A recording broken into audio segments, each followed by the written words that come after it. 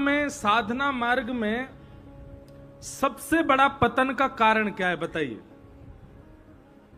आप जब भक्ति पथ पर चलने लग जाते हैं, कंठी माला पहनने लग जाते हैं, तिलक धारण करने लग जाते हैं, सेवा घर में करने लग जाते हैं, कथा सुनने लग जाते हैं, आप नित्य भक्ति मार्ग का पालन करने लग जाते हैं, उसमें सबसे बड़ी बाधा क्या आती है जिसके कारण भक्ति मार्ग छूट जाता है, भक्ति मार्ग में गिरावट आ जाती है? बताइए सबसे बड़ी बाधा क्या है? क्या? वैष्णव अपराध। निश्चित सबकी अपनी अपनी बात है। वैष्णव अपराध भी बिल्कुल सही उत्तर है, प्रतिष्ठा की इच्छा भी एक सही उत्तर है, और भी जो भी उत्तर हैं आपके, पर इन सब का स्रोत क्या है? ये वैष्णव अपराध करने का हमारे अंदर भाव आ कैसे जाता है? अपनी प्रतिष्ठा मान की इच्छा हमारे चित्त में आ कहां से जाती है? भक्ति मार्ग में एक ऐसा भाव है जिसकी वजह से हमारा पतन होने लग जाता है, और वो भाव है आडंबर। जब भक्ति आडंबर में परिवर्तित हो जाती है, भक्ति दंभ में परिवर्तित हो जाती है। किसमें? दंभ। आपने प्रारंभ तो किया था भक्ति मार्ग से, पर आपकी भक्ति को देख के 4 लोगों ने प्रशंसा कर दी। अब उसके बाद क्या हुआ? वही दंभ होने लगा। दंभ मतलब अब वो वास्तविकता नहीं, अब वो केवल दिखावा मात्र है। आपने क्षणिक भी, एक क्षण के लिए भी दिखावा किया भक्ति मार्ग में, तो दंभ के आते ही वैष्णव अपराध भी आप करने लग जाओगे, नाम के प्रति अपराध भी आपसे बनेगा, धाम के प्रति अपराध भी आपसे बनेगा, लीला के प्रति अपराध भी आपसे बनेगा, और कथा के प्रति अपराध भी आपसे बनेगा। इसलिए आपके चित्त में कोई भी अपराध की भावना, किसी भी प्रकार की मान प्रतिष्ठा की भावना, दोष देखने की भावना, वैष्णव अपराध की भावना चित्त में आ रही है, तो निश्चित ही आपके चित्त में कहीं ना कहीं दंभ है। भक्ति मार्ग में सबसे बड़े पतन का कारण है दंभ। कभी भी दंभ मत करो। नहीं मन लग रहा भक्ति में तो मत करो 4 दिन, पर दंभ मत करो। नई भावना उत्पन्न हो रही तो मत जाइए 2 दिन कथा में, पर दंभ मत करो। दंभ का मतलब यह नहीं होता कि मन नहीं कर रहा कथा, आपका मन नहीं हो रहा कि कथा में नहीं जाना, अभी मन नहीं हो रहा, लेकिन फिर भी आपने ये विचार किया कोई बात नहीं, मन नहीं हो रहा फिर भी चलो, ये दंभ नहीं है। दंभ किसको कहते हैं? मन नहीं हो रहा कथा में जाने का, पर ओहो पड़ोसी भी जा रहा है, वो भी जा रहे हैं, ओ मेरे रिश्तेदार भी आ रहे हैं, वो लोग वहां जाएंगे, और वहां जाकर के जब मुझको नहीं देखेंगे तो उनके मन में आएगा कथा हो रही है, वो नहीं आ रहा। इस भावना से कथा में आना, यही दंभ है।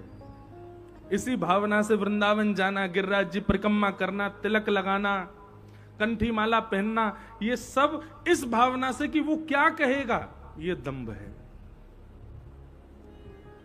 हम धोती पहनते हैं, अब धोती पहनने के बाद में अब मन में कभी कोई, कई बार घर में कई बच्चे होते हैं, कई परिवार के दूर के रिश्तेदार नातेदार आते हैं, वो लोग कहते हैं अरे घर का ही तो कार्यक्रम है, अब तो आप पैंट पहन लो, अब तो आप ये पहन। मैंने कहा क्यों? ये दंभ है क्या कि भारी पहन के रखना, घर में नहीं पहनना है? हम तो क्रिकेट खेलने जाते हैं तो भी धोती पहन के जाते हैं, खूब छक्का मारते हैं। एक जगह से हमको इनविटेशन आया, बोले महाराज जी एक कोई ऐसे लीग होती रहती है ना, तो ऐसी एक लीग हो रही थी, उसमें सारे सेलिब्रिटी वगैरह थे। बोले तो मैंने कहा भैया पहली बात तो हम पे समय नहीं, कथाएं बहुत हैं, दूसरी बात अगर कभी आए भी भविष्य में तो हमारी एक शर्त है, क्या हम धोती में ही खेलेंगे? और धोती में कैसे चलेगा? मैंने तो फिर मैं नहीं आ रहा। मैंने कहा बिना धोती के हम पे बैठे ही नहीं उठेगा, बिना धोती के दौड़ ही नहीं पाएंगे। तो दंभ कब हो जाता है? जब आप वैष्णव रूप, वैष्णव भाव, नाम जप, कथा, सेवा, इसके प्रति अपना भाव ना रख के किसी को दिखाने का भाव रखते, यही दंभ है। और क्षमा कीजिएगा आजकल इसकी मात्रा बहुत बढ़ गई है वैष्णवों में। आप अब तिलक इसलिए नहीं लगा रहे क्योंकि आपकी गुरु परंपरा है, आप तिलक इसलिए नहीं लगा रहे क्योंकि आपको प्रतिष्ठा है, आप तिलक इसलिए नहीं लगा रहे क्योंकि आपका सौभाग्य है, आप तिलक इसलिए लगा रहे हो कि उसको दिखाना है, उसको बताना है। ये दंभ है। और आज ही इस बात को जीवन में अपना लीजिए, दंभ युक्त होकर के भक्ति मार्ग में नहीं जाना है। अगर आपके चित्त में दंभ उत्पन्न हो गया तो सारे दोष आएंगे जो भक्ति मार्ग में आते। दंभ कौन है पता है? ये ब्रह्मा जी का नाती है। कौन है? ब्रह्मा जी के पीठ से उत्पन्न हुए भगवान ब्रह्मा जी के पुत्र पाप, और उन्हीं के पुत्र का नाम है दंभ। तो एक बार सुनो दंभ किसको कहते हैं। एक बार ब्रह्मा जी के नाती ने अपने पिताजी से कहा, बोले हम दादाजी से मिलने जा रहे हैं। सब लोग इधर देखो ध्यान से। तो पिताजी ने कहा हाँ बेटा जाओ। तो ब्रह्मलोक गया दंभ अपने दादाजी से मिलने, ब्रह्मा जी से मिलने। कैसे गया? बढ़िया त्रिपुंड लगाया, चौड़ी चोटी रखी, गले में खूब सारी मालाएं पहन ली, नीचे धोती पहन ली, खड़ाऊ पहन लिए, वेद मंत्र उच्चारण करता हुआ कमंडल हाथ में लेकर के महाराज माला इतनी तीव्र गति से चल रही है कि एक क्षण में जाने कितनी मालाएं कर ले रहा है। यही तो दंभ है। कई लोगों को हमने देखा है, किसी की हम निंदा नहीं कर रहे हैं, तो गाली गलौज भी चल रही है फिर भी हाथ में माला चली रही है, इसको खींचे ही जा रहे हैं। तो दंभ भी ऐसे ही जा रहा था ब्रह्मा जी से मिलने, नाम जब चल ही रहा है और सामने कोई आ जाए तुरंत दंभ रुक जाए, पहले कमंडल से पानी छिड़के फिर आगे बढ़े। ऐसा करता हुआ दंभ जब पहुंचा ब्रह्मलोक में तो ब्रह्मा जी, ओहो आज तो कोई बहुत बड़ा संत सिद्ध आया हमारे यहाँ, स्वागत करो भैया इनका। स्वागत करके दंभ को वहां पर लाया गया। ब्रह्मलोक में जाकर के भी दंभ अपने कमंडल से जल छिड़काव कर रहा था। जहां खड़ा हुआ वहां पर भी महाराज पहले जो है कुशा से उस जगह को झाड़ा, तब जाकर के खड़ा हुआ। ब्रह्मा जी अपने आसन से ही खड़े हो गए, बोले भगवान आप ब्रह्मलोक में आए, आपका बहुत बहुत स्वागत, विराजमान हो जाइए। कहने लगा, बोले कि यहां मेरे बैठने लायक कोई जगह ही नहीं है, सब अपवित्र है।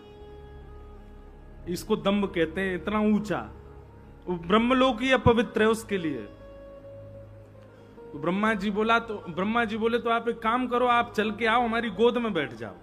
ब्रह्मा की गोद में तो बैठ ही सकते हो। तो दंभ चल के, हाँ आपकी गोद में बैठ सकता हूं। चल करके पास गया, ब्रह्मा जी की गोद में बैठने लगा। बैठने से बोले ओहो इस पर भी एक आध बार कोई ना कोई बैठा तो है। कमंडल का जल गोदी में डाल दिया, पूरे गीले कर दिए। ब्रह्मा जी बोले अब बैठूंगा इस पे। ब्रह्मा जी बोले भैया कोई बहुत बड़ा साधु आया, कोई बहुत बड़ा सन्यासी, इतना पवित्र। दंभ जाकर के जैसे ही उनकी गोद में बैठा तो ब्रह्मा जी में भी दंभ उत्पन्न होने लगा। तुरंत समझ गए ओहो ये तो कोई और नहीं है, ये तो हमारा नाती है दंभ। दंभ का मतलब क्या होता है? केवल आडंबर, केवल दिखावा, वास्तविकता उसमें कुछ भी नहीं है। भक्ति में पतन का सबसे पहला कारण, जिससे सारे अपराध बनते हैं भक्तों से, वो सबसे पहला कारण है दंभ। कंठी माला, तिलक, स्वरूप, सेवा, इसको सौभाग्य से कीजिए। कथा सौभाग्य से सुनने जाइए, वृंदावन सौभाग्य और खूब आनंद में जाइए, कभी दंभ में मत जाइएगा। आप एक बार भी दंभ में आसक्त होकर के यदि भक्ति मार्ग में आए तो पतन होगा ही होगा।